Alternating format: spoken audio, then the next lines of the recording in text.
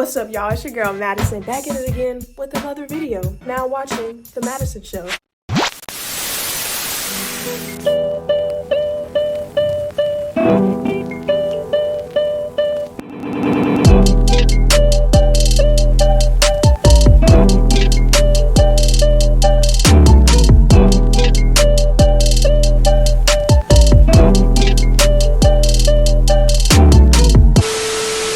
Y'all on another journey with me today. I'm just about to go to Barnes & Noble. I'm about to look for a quick book real quick, and then I'm probably just gonna go and get me something to eat.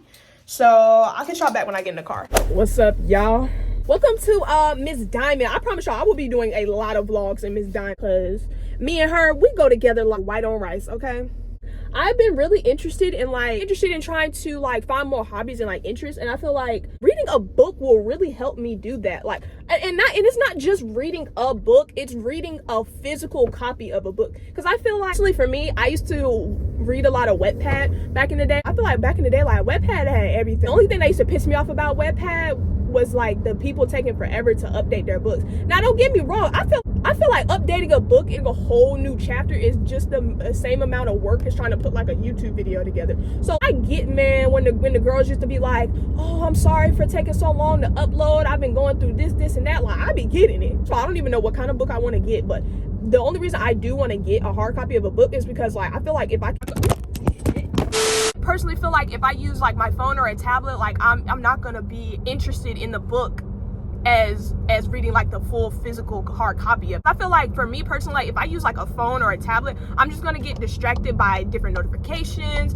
So I feel like if I physically have the full hard copy of the book where I can actually sit down and read, I won't get distracted and I'll actually read the book. Get into skin. You see me, I'm gonna drop the skin routine for real. If y'all want me to drop the skin routine, let me know, because I got y'all, because I know you see the skin, babe. What's up, y'all? Just came out of Barnes & Noble. When I tell y'all, I was in there for a long ass time. So much that's just grabbing your attention. It's so much that you're trying to figure out, okay, something I'ma bruh, Barnes & Noble, I see why people be in this bitch all day, all night. I got two books, y'all. So I got it's a mystery book. It's by Graham Moore. It's called The Holdout. Second book I got, it's called The Love Song by W.E.D. Du Bois. Yeah, I'm very excited to read this book. This book is very long, 600 pages, so hopefully it'll keep me entertained. Yeah, I can't wait to get home to read these shits, especially this. I think I'm going to start with this one, and then I'm going to read this one, because I feel like I can probably finish this one pretty easily. So yeah, y'all, I'm about to go to eat, and I'm probably going to go back to the house, chill a little bit. I'm off work today. I'm still on PTO.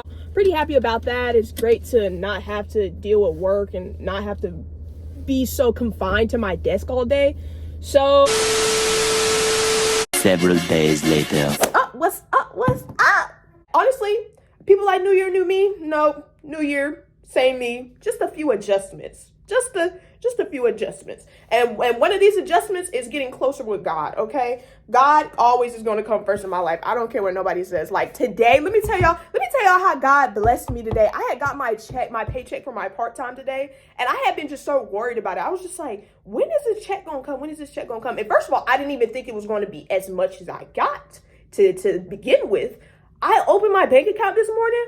I immediately put that shit in my savings. I said, God is good. God is too good to me. Because when I tell y'all, I had been so worried about this check because I'm sitting here I was finna text my manager everything because at first I had thought I messed up on my last paycheck and I didn't get all my money that I was supposed to get. But God is just don't worry about it, babe. I'm handling it. You don't have to worry. I got this. And that's one thing, I feel like a lot of people got to heal from money trauma, because you will always be, oh, I'm broke. Oh, I don't have enough money to pay for this. I don't have enough money to pay for that. You got to heal from that money trauma. You just gotta know that money is always going to receive money in any way, shape, or form. God is always going to bless you with money. Never worry about it, because I promise you, that shit will just literally drop out of thin air. You think I'm playing? I remember one time I got this random ass check from this place because they overcharged me. It was $80.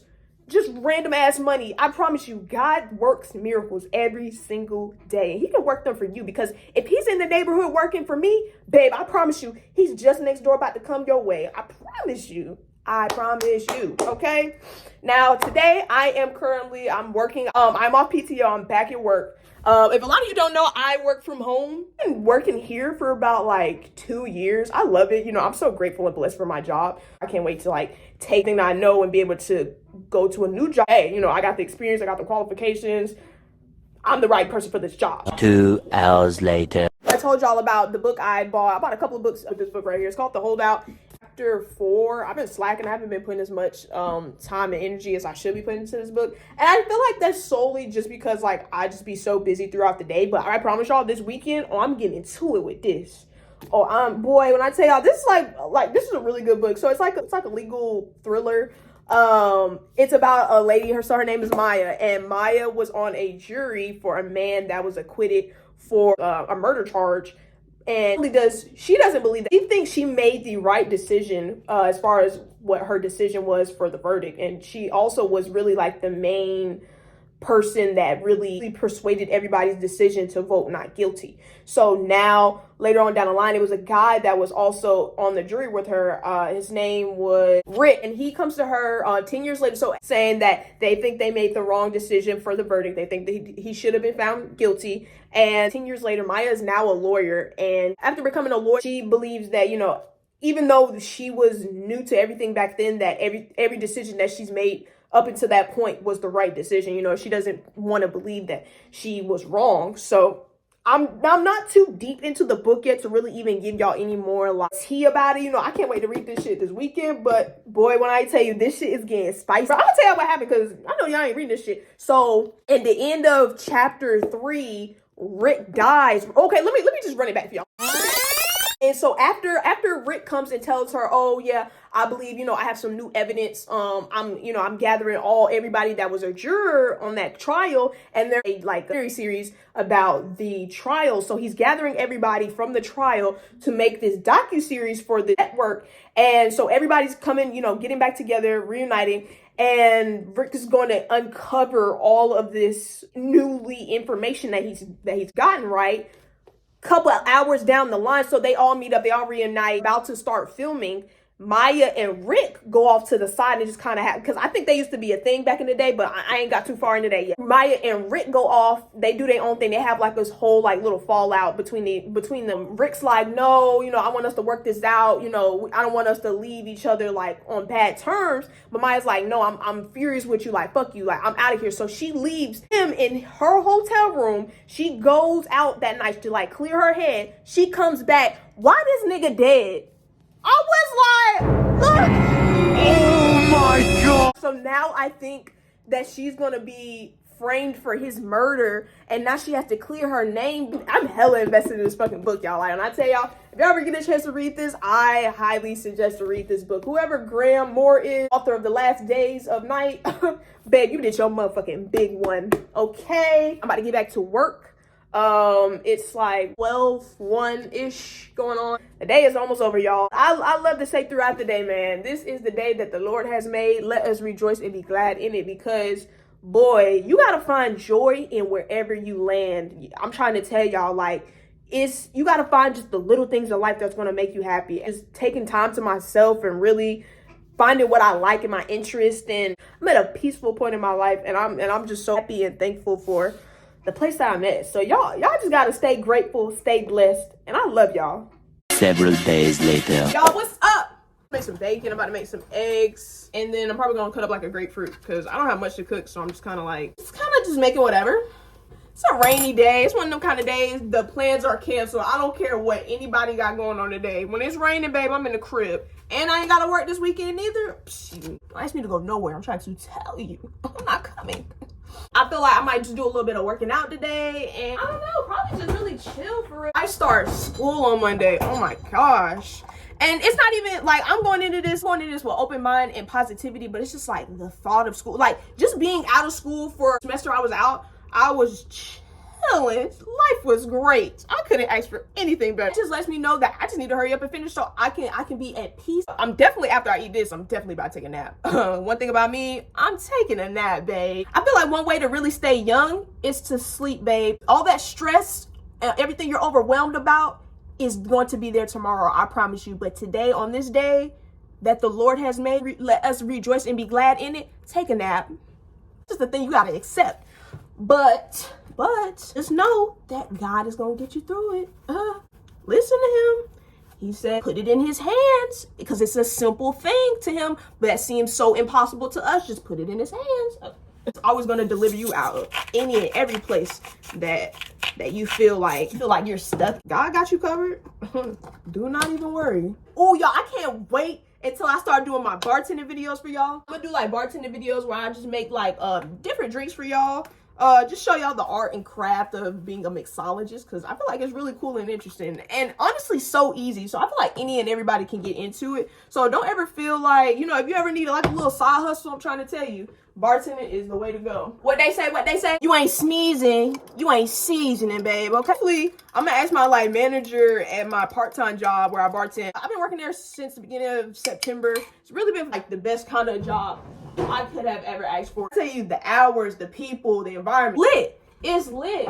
Everybody cool, the money good, the hours be houring. You know, if you were working hospitality, you got to put in hours. One thing I am not against is working some hours, okay? I've always been a hustler, babe. I'm gonna get that money. Honestly, the hours don't even be that long. When I used to work in catering, that's when them hours used to be long. Boy, when I tell you I got so many stories, bro, I'm gonna do some story times about my catering days, because boy, if they work my ass like a damn slave. I'm gonna definitely ask my managers, if I can try to like record while I'm working one day. We'll see, you know, if any. I really only record like a segment of us, like when we're just working, probably when we're setting up, but probably just when we're working throughout the night, especially like during cocktail hour, if it's a wedding. I'm definitely gonna start doing some bartending videos for you guys. It's gonna be fun. I'm gonna show you how to make some drinks. Like, bartending is really easy. Like, everything is just a variation of each other. It's just like once you learn like the liquors, liqueurs, the different terms, your equipment, you learn how to close and open a bar. Like, you learn all that shit. It's so simple. So I'm gonna catch y'all later. Several days later. Let's talk about the latest episode of Baddies that just dropped. So the girls finally make it to Jamaica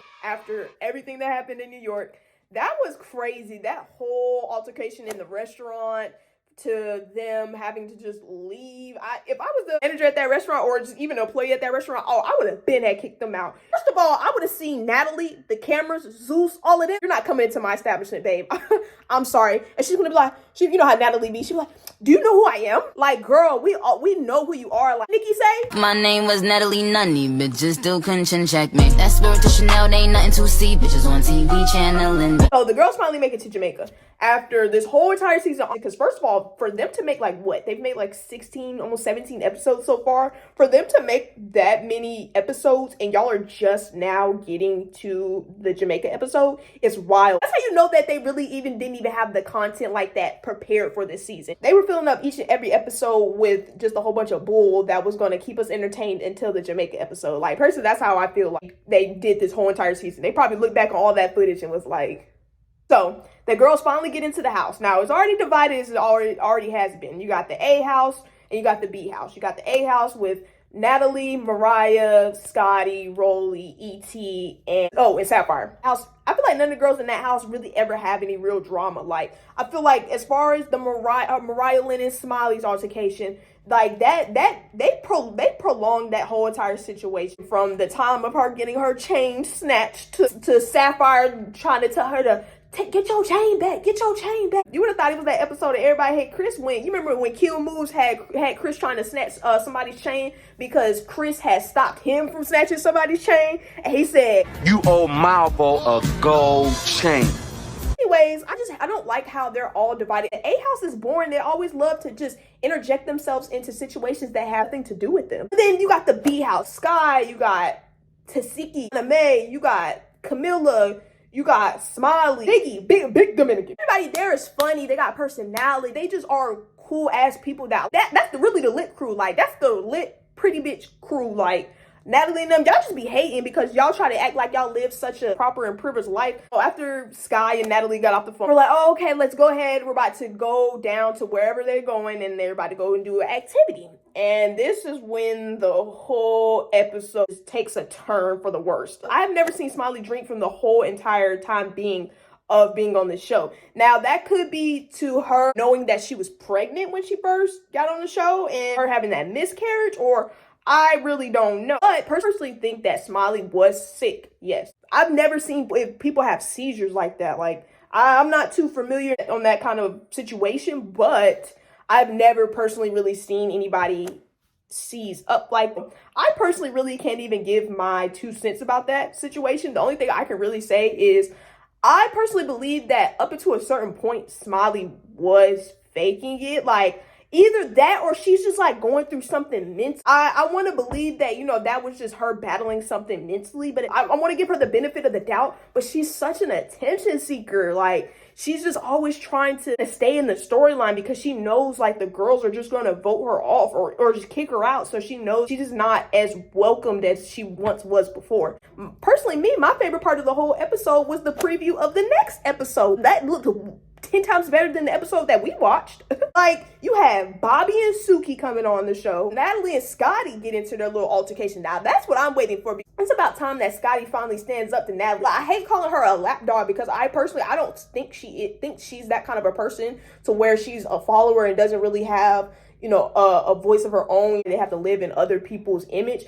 I really feel like, you know, she has more to offer, but she just constantly just wants to like live within Natalie's shadow. But I feel like finally, like, breaking out of the sunken place. He needs some milk.